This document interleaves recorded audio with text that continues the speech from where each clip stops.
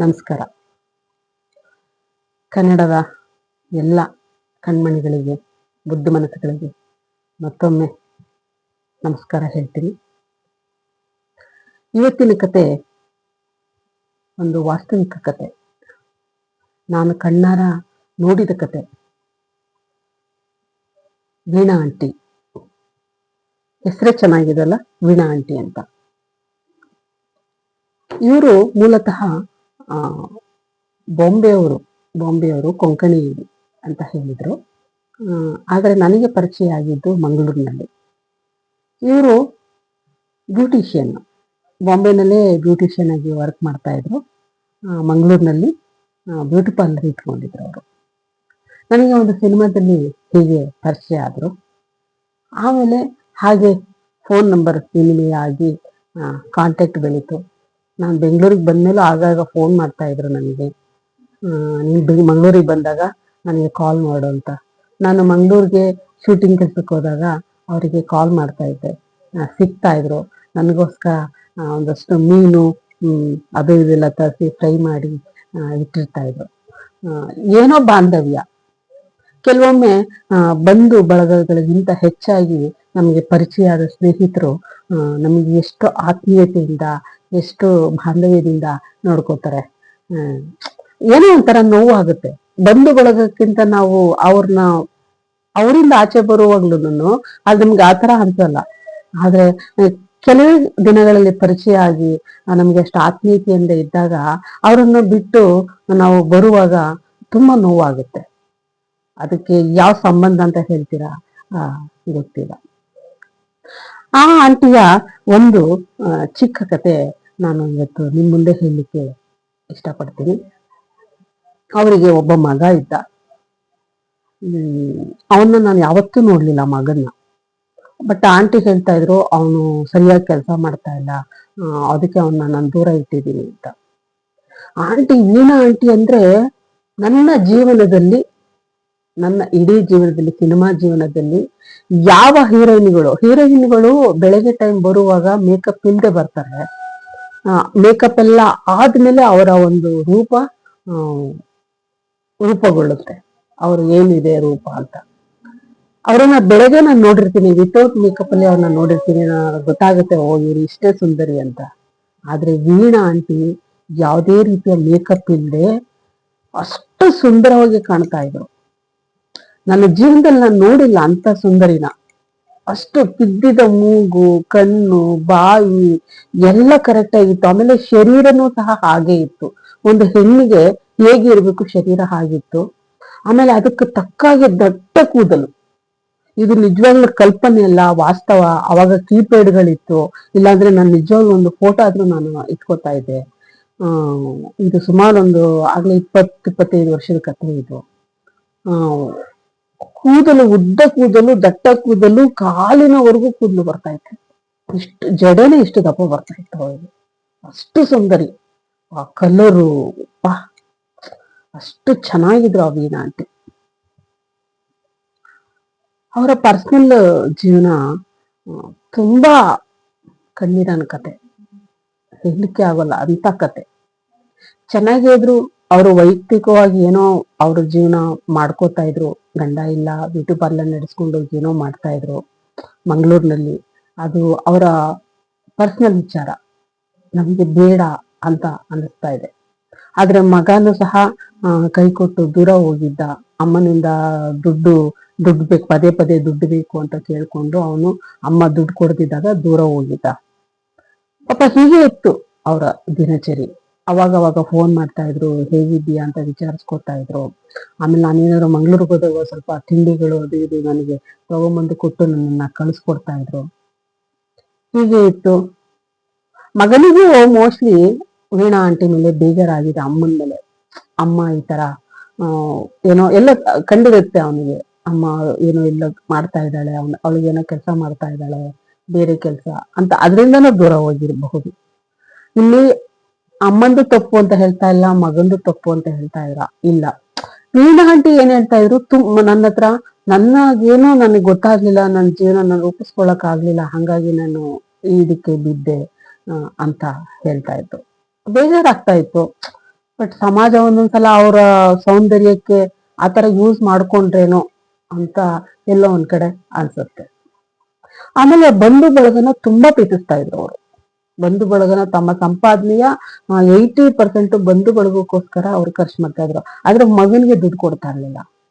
ಯಾಕಂటే ನೀವ್ ಹಿಂಗ್ ಮಾಡ್ತೀರಾ ಅಂತ ಕೇಳಿದ್ರೆ, ಇಲ್ಲ ಮಂಜುಳಾ, ಮಗನ್ಗೆ ಈ ದುಡ್ಡಿನ ರುಚಿ ಕಂಡ್ರೆ ಅವ್ನ್ ದುಡಿಯಲ್ಲ, ಅದು ಸರಿ ಹೋಗೋದಿಲ್ಲ, ಅವ್ನ್ ದುಡಿಬೇಕು, ಅವ್ನ್ ದುಡಿದು 50 ರೂಪಾಯಿ ಆಗ್ಲಿ 100 ರೂಪಾಯಿ ಆಗ್ಲಿ ಅದು ಅಮ್ಮನ್ಗೆ ಅಂತ ತಂದ್ಕೊಟ್ರೆ ಅದು ಚೆನ್ನಾಗಿರುತ್ತೆ ಅಂತ ಹೇಳ್ತಾ ಇದ್ರು. ಅವ್ರು ಹೇಳಿದ್ ನನಗ್ ಸರಿ, ಹೌದು ಅಲ್ವಾ, ಗಂಡ್ ಮಕ್ಳನ್ನ ಹಾಗೆ ಬೆಳೆಸ್ಬೇಕು ಅಂತ ಅನಿಸ್ತಾ ಇತ್ತು. ಒಂದ್ಸಲ ಮಂಗಳಾದೇವಿಗೆ ಅಲಂಕಾರ ಮಾಡ್ಬೇಕಿತ್ತಂತೆ. ಏನಾಂಟಿ ನನಗೆ ಹೇಳಿದ್ದು, ಎಲ್ಲ ಅಲಂಕಾರ ಮಾಡಿದ್ದಾರೆ ಮಂಗಳೂರಿನಲ್ಲಿ, ಮಂಗಳಾದೇವಿ ಕೇಳಿರ್ಬಹುದು ನೀವು. ಅಲ್ಲಿ ಎಲ್ಲ ಅಲಂಕಾರ ಆದ್ಮೇಲೆ ಹಣೆ ಸ್ವಲ್ಪ ದೊಡ್ಡದಿತ್ತಂತೆ. ಹಣೆ ದೊಡ್ಡದಿತ್ತು. ಅವರಿಗೆ ಗೊತ್ತಾಗ್ಲಿಲ್ಲ ಯಾವ ತರ ಹಣೆನ ಇದ್ ಮಾಡ್ಬೇಕು, ಅಲಂಕಾರ ಮಾಡ್ಬೇಕು. ಎಲ್ಲ ಬೈತಲೆಲ್ಲ ಹಾಕಿದ್ದಾರೆ, ಆದ್ರೂ ಹಣೆ ದೊಡ್ಡದು ಕಾಣಿಸ್ತಾ ಇದೆ. ಗೊತ್ತಾಗ್ತಲ್ಲ ಇದಕ್ಕೆ ಏನ್ ಮಾಡ್ಬೇಕು, ತುಂಬಾ ಕವರ್ ಮಾಡಿದ್ರೆ ಮುಖ ಸಿಗೋದಿಲ್ಲ ದೇವರ ದರ್ಶನ ಜನಗಳಿಗೆ ಅಂತ ಹೇಳಿ ತುಂಬಾ ಎಲ್ಲ ಇದ್ ಮಾಡಿ, ಆಮೇಲೆ ಯಾರೋ ಹೇಳಿದಾರೆ, ಇಲ್ಲ ಈ ತರ ವೀಣಾ ಆಂಟಿ ಅಂತ ಇದ್ರೆ ಅವರು ಅಲಂಕಾರ ಬ್ಯೂಟಿ ಪಾರ್ಲರ್ ಇಟ್ಕೊಂಡಿದ್ರೆ ಅವ್ರನ್ನ ಕರೆದ್ರೆ ಏನಾದ್ರು ಇದಾಗುತ್ತೆ. ಅವಾಗ ಅಲ್ಲಿನ ಮುಖ್ಯಸ್ಥರು ಹೇಳಿದ್ದಾರೆ, ಬೇಡ, ಆ ಹೆಂಗಸು ಅಷ್ಟು ಸರಿ ಇರೋದಿಲ್ಲ ದೇವಸ್ಥಾನಕ್ಕೆ ಬರೋದು ಅಂತ. ಕೊನೆಗೆ ನೋಡಿ, ಅದು ಅವ್ರ ಪರ್ಸನಲ್ ವಿಚಾರ. ಈಗ ನಾನು ಹಿಂಗೆ ಹೇಳ್ತಿದ್ದೆ, ಅವ್ರ ಪರ್ಸನಲ್ ವಿಚಾರ, ಬೇಡ ಕರ್ಸಿ ಒಂದ್ಸಲ ಅಂತ ಹೇಳ್ಬಿಟ್ಟು ಅವ್ರನ್ನ ಕರ್ಸಿದ್ದಾರೆ ದೇವಸ್ಥಾನಕ್ಕೆ ಕರ್ಸ್ಬಿಟ್ಟು, ಈ ತರ ದೇವರಿಗೆ ಅಲಂಕಾರ ಹಣೆ ಕಾಣ್ತಾ ಇದೆ, ಅದಕ್ಕೇನಾದ್ರು ಸಜೆಷನ್ ಮಾಡಿ ಅಂತ. ವೀಣಾ ಆಂಟಿ ಬಂದು ಏನು ಮಾಡ್ಲಿಲ್ವಂತೆ, ಅವರು ಒಂದು ದುಪ್ಪಟ ಕೊಡಿ ಅಂತ ಕೇಳಿದ್ದಾರೆ. ದುಪ್ಪಟ ಕೊಟ್ಟಿದ್ದಾರೆ. ಆ ದುಪ್ಪಟನ್ನ ತೆಗೆದು ತಲೆ ಮೇಲೆ ಹಾಕಿದ್ದಾರೆ ದೇವಿಗೆ. ತಲೆ ಮೇಲೆ ಹಾಕಿ ಅದನ್ನ ಸ್ವಲ್ಪ ಇಲ್ಲಿಗೆ ತಂದಿದ್ದಾರೆ ಅಷ್ಟೇ. ಆ ದುಪ್ಪಟದ ಅಂಚು ಇಲ್ಲಿಗೆ ಕವರ್ ಆಗಿದೆ. ದೇವಿ ಮುಖ ತುಂಬಾ ಕ್ಲೀನ್ ಆಗಿ ಕಂಡಿದೆ, ಹಣೆನೂ ಕಮ್ಮಿ ಆಗಿದೆ. ಎಷ್ಟು ಅಂತ ದೊಡ್ಡ ಸಮಸ್ಯೆನ ಒಂದು ನಿಮಿಷದಲ್ಲಿ ಅವರ ಒಂದು ಅವ್ರು ಕಲ್ತಿದ್ದ ಒಂದು ಕೆಲಸದಿಂದ ನಿಭಾಯಿಸಿದ್ರು ಅಂತ. ಅವ್ರ ಪರ್ಸನಲ್ ಬೇಡ, ಅಲ್ಲಿನ ಮುಖ್ಯಸ್ಥರೆಲ್ಲ ಏನೇನೋ ಮಾತಾಡ್ಕೊಂಡ್ರಂತೆ, ಅದು ಬೇಡ ನಮಗೆ, ಬಟ್ ಅವರ ಕೆಲಸಕ್ಕೆ ವ್ಯಾಲ್ಯೂ ಇತ್ತು ಅಂತ. ಕೊನೆಗೆ ಹೀಗೆ ಅವರ ನನ್ನ ನಡುವೆ ಒಂದಷ್ಟು ಕಾಂಟ್ಯಾಕ್ಟ್ಗಳಿತ್ತು, ಮಾತಾಡೋರು ಫೋನ್ ಮಾಡಿ. ಆಮೇಲೆ ಸ್ವಲ್ಪ ನಾನು ಕೆಲಸದ ಬ್ಯುಸಿ ಆಗಿದ್ದೆ, ಮಕ್ಕಳ ವಿದ್ಯಾಭ್ಯಾಸ ಸ್ವಲ್ಪ ಆ ಕಡೆ ಹೆಚ್ಚು ಗಮನ ಕೊಡಬೇಕಾಗಿತ್ತು, ನಾನು ದುಡಿಬೇಕಾಗಿತ್ತು. ಒಂದ್ ದಿವಸ ಹೀಗೆ ಸುಮಾರು ವರ್ಷ, ಒಂದು 7-8 ವರ್ಷ ಆಗಿರುತ್ತೆ. ಆಗ ನಾನು ತುಮಕೂರಿನಲ್ಲಿದ್ದೆ. ಒಂದ್ಸಲ ನನಗೆ ಕಾಲ್ ಮಾಡಿದ್ರು ಅವರು, ಎಲ್ಲಿದ್ದೀಯಾ ಅಂತ. ನಾನು ಹೇಳಿದೆ, ಶೂಟಿಂಗ್ ಅಲ್ಲಿ ಇದ್ದೀನಿ, ಚಿತ್ರದುರ್ಗದಲ್ಲಿ ಒಂದು ಯಾವ್ದೋ ಮೂವಿ ಶೂಟಿಂಗ್ ಅಲ್ಲಿ ಇದ್ದೆ. ಯಾವಾಗ ಬರ್ತೀಯಾ ಅಂತ. ನಾನು 3 ದಿವಸ ಆಗುತ್ತೆ ಅಂತ ಬರ್ಲಿಕ್ಕೆ. ಸರಿ, ನೀನ್ ಬಂದ್ರೆ ನೆಲಮಂಗ್ಲಗೆ ಬಾ. ಅರೆ, ಯಾವಾಗ ಬಂದ್ರಿ ಆಂಟಿ ನೆಲಮಂಗ್ಲಕ್ಕೆ ಅಂತಂದೆ. ನೀನ್ ಬಾಮ್ಮ, ನಾನಿನ್ನ ನೋಡ್ಬೇಕು. ಸರಿ ಆಂಟಿ, ನಾನು ಬಂದ ತಕ್ಷಣ ಬರ್ತೀನಿ ಅಂತ ಹೇಳ್ಬಿಟ್ಟು, ಸರಿ ನಾನು ಶೂಟಿಂಗ್ ಮುಗಿಸ್ಕೊಂಡು ಬಂದ್ಮೇಲೆ ನೆಲಮಂಗ್ಲಕ್ಕೆ ಹೋದೆ. ನೆಲಮಂಗಲದಲ್ಲಿ ನೆಲಮಂಗಲ ಅಲ್ಲ, ಸಾರಿ, ಕುಣಿಗಲ್ಲಲ್ಲಿ ಒಂದು HIV ಸಂಬಂಧಪಟ್ಟಂತ ಒಂದು ಆಸ್ಪತ್ರೆ ಇದೆ. ಸಿಟಿಯಿಂದ ಸುಮಾರು ಒಂದು 5-6 ಕಿಲೋಮೀಟರ್ ಒಳಗಡೆ ಹೋಗ್ಬೇಕು. HIV ಸಂಬಂಧಪಟ್ಟ ಒಂದು ಆಸ್ಪತ್ರೆ ಇದೆ. ನಾನು ಆಸ್ಪತ್ರೆ ಹೆಸರು ಮರ್ತಿದ್ದೀನಿ, ಕೆಲವರಿಗೆ ಗೊತ್ತಿರುತ್ತೆ. ಅಲ್ಲಿ ವೀಣಾ ಆಂಟಿ ಇದ್ದಾರೆ. ಸರಿ, ನನಗೆ ಇದೇ ಇಲ್ಲ, ಏನಕ್ಕೋ ಬಂದಿದ್ದಾರೆ, ಏನೋ ಆಸ್ಪತ್ರೆಯಲ್ಲಿ ಇದ್ದಾರೆ ಅಂತ ಹೇಳಿ ನಾನು ಹೋದ್ರೆ ವೀಣಾ ಆಂಟಿ ಮಲಗಿದ್ದಾರೆ ಬೆಡ್ಡಲ್ಲಿ, ಜನರಲ್ ವಾರ್ಡಲ್ಲಿ ಮಲಗಿದ್ದಾರೆ. ಫಸ್ಟ್ ನಾನು ಹೋಗಿದ್ದು ಎಂತ ಹೇಳ್ತೀನಿ, ನಾನು ಹೋಗಿ ರಿಸೆಪ್ಷನ್ ಅಲ್ಲಿ ಕೇಳಿದೆ, ವೀಣಾ ಆಂಟಿ ಅಂತ ಮಂಗಳೂರಿಂದ ಬಂದಿದ್ದಾರೆ ಅಂತ. ಹೌದಾ, ನೀವೇನಾಗ್ಬೇಕು? ಇಲ್ಲ, ನಾವು ಅವ್ರ ಸ್ನೇಹಿತರು. ಹೇಗ್ ಸ್ನೇಹಿತರು ನೀವು? ಇಲ್ಲ, ನಾನು ಈ ತರ ಶೂಟಿಂಗ್ ಅಲ್ಲಿ ವರ್ಕ್ ಮಾಡ್ತೀನಿ, ಅವ್ರ ಬ್ಯೂಟಿಷಿಯನ್. ಹೌದಾ, ಅಲ್ಲ ಅದಕ್ಕೂ ಮುಂಚೆ ಏನಾದ್ರು ನಿಮ್ಗೆ ಅವ್ರಿಗೆ ಏನಾದ್ರು ಇದಿದೆ? ಇಲ್ಲ ಸರ್, ಅವರು ಸುಮಾರು ವರ್ಷಗಳಾಯ್ತು, ಈಗ ಬಂದಿದ್ದೀವಿ, ಫೋನ್ ಮಾಡಿದರೆ ಬಂದಿದ್ದೀವಿ. ಅಂದ್ರೆ ಆ ಒಂದು ಪೇಷಂಟಿನ ನೋಡೋಕೆ ಯಾರು ಬರ್ತಾರೋ ಅವ್ರ ಮೇಲೆಲ್ಲ ಅನುಮಾನದಿಂದ ನೋಡುವಂತಹ ವಾತಾವರಣ. ಇಲ್ಲ ಅಂತ ಹೇಳಿದ್ಮೇಲೆ ಒಳಗಡೆ ಹೋದ್ರೆ ಒಂದು ವಾರ್ಡಲ್ಲಿ 3-4 ಜನ ಇದ್ದಾರೆ. ವೀಣಾ ಆಂಟಿ ಮಲಗಿದ್ದಾರೆ. ಗುರ್ತೇ ಹಿಡಿಯಕ್ಕಾಗ್ಲಿಲ್ಲ ರೀ, ಗುರ್ತೇ ಹಿಡಿಯಕ್ಕಾಗ್ಲಿಲ್ಲ. ತಲೆ ಕೂದಲೆಲ್ಲ ಕಟ್ಟಾಗಿದೆ, ಬಾಬ್ ಕಟ್ ಮಾಡಿದ್ದಾರೆ, ಒಂದು ಹಳೆ ನೈಟಿ ಹಾಕೊಂಡಿದ್ದಾರೆ, ಗಲೀಜಾಗಿದೆ. ಗುರ್ತೇ ಹಿಡಿಯಕ್ಕಾಗ್ಲಿಲ್ಲ ವೀಣಾ ಆಂಟಿನ. ಒಬ್ಬ ಬಂದ, ಅವ್ನು ಸರಿ ದಪ್ಪ ಇದ್ದ ಅವನು. ಬಂದು, ನೀವೇನಾ? ಹೌದಾ ಮಂಜುಳಾ ಅಂದ್ರೆ, ಹೌದು ಹೌದು, ನಮ್ಮಮ್ಮ ನಿಮ್ಮನ್ನ ತುಂಬಾ ನೆನ್ಪು ಮಾಡ್ತಾ ಇದ್ರು.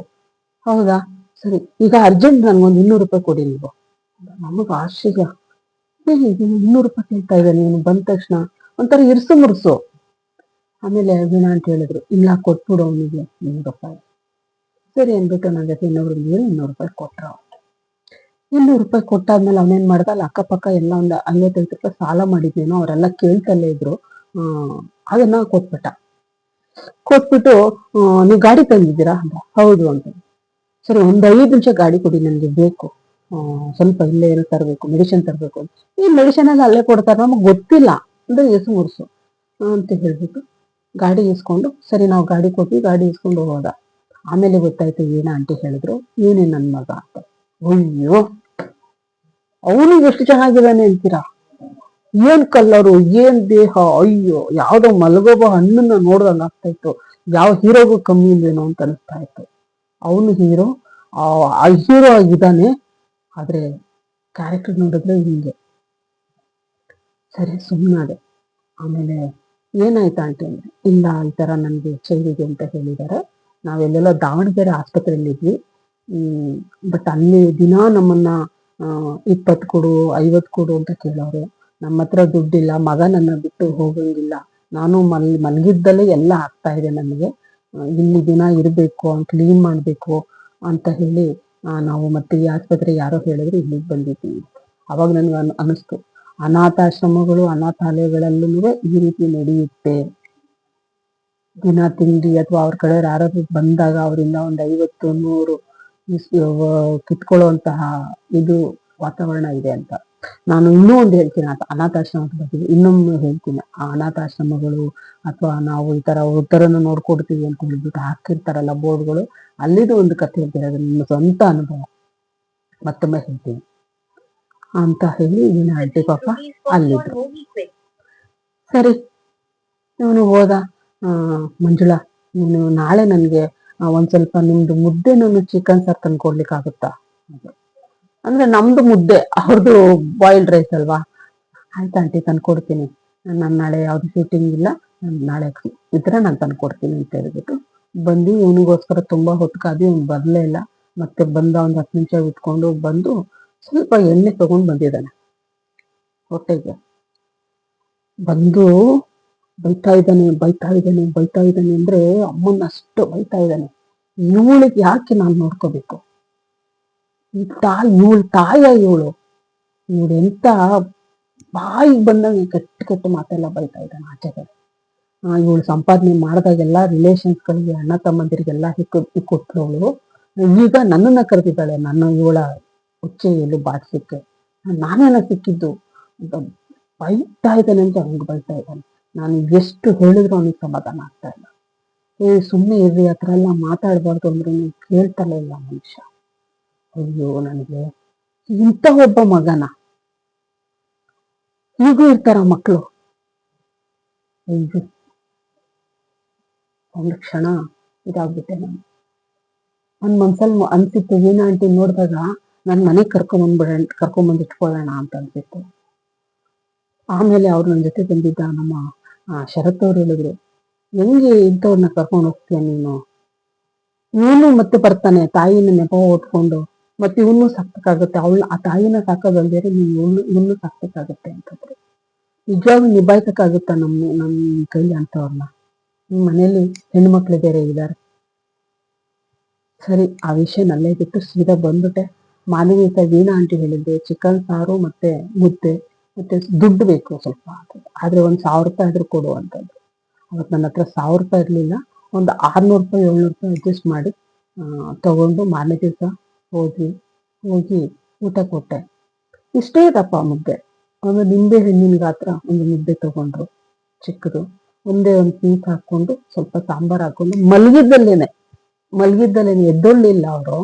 ಮಲಗಿದ್ದಲ್ಲೇನೆ ಒಂದು ತುತ್ತು ಈ ತರ ಮಾಡಿ ಕೊಟ್ರು. ಆ ಸನ್ನಿವೇಶ ನನಗೆ ಇವತ್ತಿಗೂ ನೆನಪಿದೆ. ಆಸ್ಪತ್ರೆಯಲ್ಲಿ ಆ ಸನ್ನಿವೇಶ ಇವತ್ತಿಗೂ ನೆನಪಿದೆ. ಇಟ್ಕೊಂಡು ತಿಂದು ಹೇಳಿದೊಂದೇ ಮಾತು, ಮಂಜು, ಈ ಜನ್ಮದಲ್ಲಿ ಈ ಊಟ ಮಾಡಕ್ ಆಗ್ತಿರ್ಲಿಲ್ಲ ಅನ್ಸುತ್ತೆ. ಇದೊಂದು ನನಗೆ ಒಂದು ಕೊನೆಯ ಊಟ ಅಂತ ಹೇಳಿದ್ರು. ಆಮೇಲೆ ಮಗನಿಗೆ ಹೇಳಿದ್ರು, ಮಗನ ಸಿಹಿ ನೆನಪಾಯ್ತು, ಮಹೇಶ ಊಟ ಮಾಡೋ, ಇನ್ನು ನನ್ನ ಜನ್ಮದಲ್ಲಿ ಇಂಥ ಊಟ ನಿನ್ಗೆ ಸಿಗ್ಲಿಕ್ಕಿಲ್ಲ, ಮಂಗಳೂರು ಭಾಷೆಯಲ್ಲಿ ಹೇಳಿದ್ರು ಮಗನಿಗೆ. ಆಯ್ತು ನಾನು ಆಮೇಲೆ ತಿಂತೀನಿ ಅಂತ. ಅವನಿಗೆ ಕುಡ್ತಾ ಬೇಕಲ್ಲ ಅಂತ. ಅದಾದ್ಮೇಲೆ ಅವ್ರಿಗೆ ನಾನು ದುಡ್ಡು ಕೊಟ್ಟು ಮನೆಗೆ ವಾಪಸ್ ಬಂದೆ. ಒಂದ್ ಕಡೆ ಕೊರಿತಾ ಇತ್ತು, ಕರ್ಕೊಂಡೋಗಿ ಸಾಕೋಬೋದಾಗಿತ್ತು ಏನ ಆಂಟಿ ಅಂತ, ಬಟ್ ಆಗ್ಲಿಲ್ಲ. ಅವತ್ತಿನ ನನ್ನ ಪರಿಸ್ಥಿತಿ ತುಂಬಾ ಕೆಟ್ಟದಾಗಿತ್ತು. ಅದಾದ ಸ್ವಲ್ಪ ದಿವಸ ಆದ್ಮೇಲೆ ಒಂದು 2 ವರ್ಷ ಆಗಿರಬಹುದು, ಒಂದ್ ದಿವಸ ನನಗೆ ಫೋನ್ ಬಂತು. ಅವನಿಗೆ ಒಂದ್ 2-3 ಸಲ ಫೋನ್ ಮಾಡಿದ್ದೆ ನಾನು ಮಹೇಶ್ಗೆ, ಮಗನ್ಗೆ.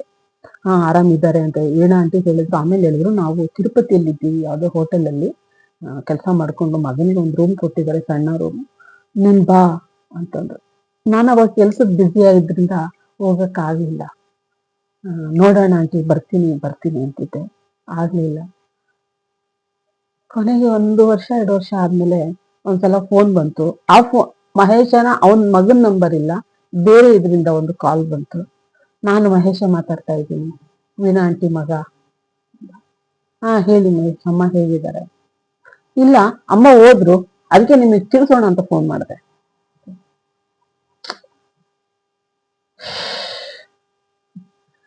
ಹೀಗಾಗಲ್ಲ ಮನ್ಸು, ನೋವಾಯ್ತು ಅಂದ್ರೆ ಹೇಳ್ಕೊಳಕ್ ಆಗಲ್ಲ, ಅಷ್ಟು ನೋವಾಯ್ತು. ಅಷ್ಟೇ ಸ್ವಲ್ಪ ಹೊತ್ತು ನಾನು ಬಂದಲ್ಲ ಬೆಳಗಲ್ಲ, ಯಾರೋ ಒಂದು ಪರಿಚಿತರು ಎಷ್ಟು ಆತ್ಮೀಯರಾಗಿ ಅವ್ರ ಮಂಗಳೂರಿನಲ್ಲಿದ್ದು ನನ್ನ ಮಕ್ಕಳ ಬಗ್ಗೆ ತಿಂಡಿ ಕಳಿಸ್ಕೊಡ್ತಾ ಇದ್ರು, ನನಗೆ ಮೀನು ಮಾಡ್ಕೊಡ್ತಾ ಇದ್ರು ಅಂತ. ಮತ್ತೆ ಸದ್ಯ ಅಷ್ಟಾದ್ರೂ ತಿಳಿಸಿದ್ನಲ್ಲ, ಎಲ್ಲಾಂದ್ರೆ ಏನಾಂಟಿ ಎಲ್ಲೋ ಬದುಕಿದ್ದಾರೆ, ಎಲ್ಲಿದ್ದಾರೋ ಒಂದ್ಸಲ ನೋಡೋಣ ಅಂತ ಅನಿಸ್ತಾ ಇತ್ತು. ಒಂದು ಸುಂದರ ಕೊಂಕಣಿಯ ಮಹಿಳೆ ಕೊನೆಗೆ ಎಷ್ಟು ಜನ ಬಂಧು ಬಳಗಗಳು ಇದ್ದುಕೊಂಡು ಅನಾಥವಾಗಿ ಪ್ರಾಣ ಬಿಡ್ತಾರೆ. ಇದು ಸತ್ಯ ಕಥೆ, ನಾನು ನೋಡಿದ ಕತೆ. ಕುಡಿತದ ಚಟದಿಂದ ತಾಯಿಗೆ ಅಷ್ಟು ಕೆಟ್ಟದಾಗಿ ಬೈತಿರುವಂತಹ ಮಗ ಜೀವನದಲ್ಲಿ ಪ್ರಥಮವಾಗಿ ನೋಡಿದ್ದು ನಾನು. ಅಷ್ಟು ಕೆಟ್ಟದಾಗಿ ಬೈತಿದ್ದ ಆಚೆಗಡೆ. ಎಂತೆಂತ ಮಕ್ಕಳಿರ್ತಾರಲ್ಲ ಅಂತ ಅನಿಸ್ತು. ಕೊನೆಗೂ ವೀಣಾ ಆಂಟಿ ಒಂಟಿಯಾಗಿ ತನ್ನ ಪ್ರಾಣವನ್ನ ಬಿಡಬೇಕಾದ ಪರಿಸ್ಥಿತಿ ಬಂತು. ಕತೆ ಇಷ್ಟ ಆಗಿದೆ, ಒಮ್ಮೆ ನೋಡಿ. ಇದು ಕಾಲ್ಪನಿಕ ಕತೆ ಅಲ್ಲ, ಸತ್ಯ ಕತೆ. ಹೀಗೆ ನನ್ನ ಅನುಭವದ ಕಥೆಗಳನ್ನ Amrit wishes makers YouTube channel ಅಲ್ಲಿ ಹಾಕ್ತಾ ಇರ್ತೇನೆ. ನೋಡಿ, ನಿಮ್ಮೆಲ್ಲ ಪ್ರೀತಿ ಸಹಕಾರ ಏನಾಯ್ತು ಅಂತ ಲೈಕ್ ಮಾಡಿ, ಕಮೆಂಟ್ ಅಲ್ಲಿ ಹೇಳಿ ಹೇಗನ್ನಿಸ್ತು ನಿಮಗೆ ಅಂತ. ಇಲ್ಲಾಂದ್ರೆ ನನಗೇನ್ ಗೊತ್ತಾಗುತ್ತೆ. ಧನ್ಯವಾದಗಳು.